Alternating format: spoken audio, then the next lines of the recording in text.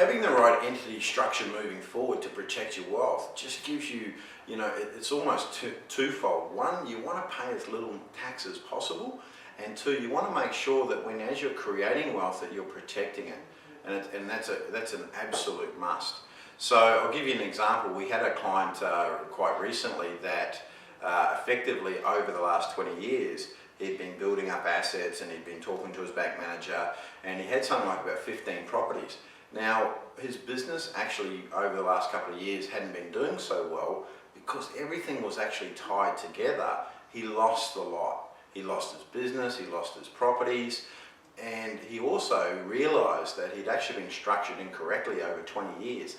He has been a sole trader for the last 20 years. He has been paying phenomenal amounts of tax. What excited us about this particular person was he's 50 years of age, and all he said to us was, "Mark, this time we're going to get it right."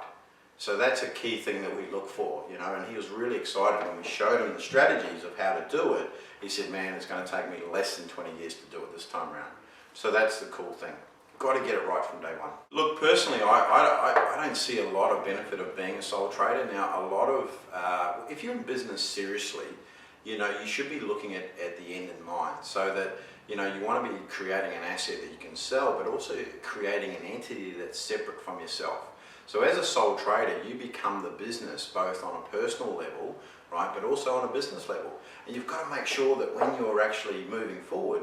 So I'll give you an example. When Acquire first set up, what we did is we looked at the end in mind, and we wanted to be 5 separate companies, and we wanted to have a mother company that owned the majority shareholders of these, and so we actually structured it that way to begin with. Now, I'm not saying that you go out and set up like we did, because it costs a lot of money, but we were thinking about the end in mind. And over the last 3 years now, it's actually worked out quite well. If you're looking at just wanting to be yourself, and you may be a tradie, or you're just starting up an internet business, or whatever the case may be, you should still be looking at trying to splitting yourself and your business. And quite frankly, it's really hard to do when it's just yourself. But definitely look at, a lot of accountants will turn around and say, well, unless you're turning over $100,000 or $200,000 a year, it's not really affordable or worthwhile being a company.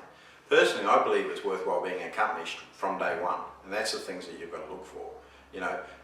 Talk to people who understand what you're trying to achieve. That's something we've got to look for. One of the other things about being a sole trader is your actual tax rates, and that's something we've got to look at. Being a sole trader, you actually can pay up to 46 cents in the dollar, whereas when you've got a company structure, we can actually limit it to only 30 cents or 30%. So that's something we really can look forward to, going from a sole trader to a company.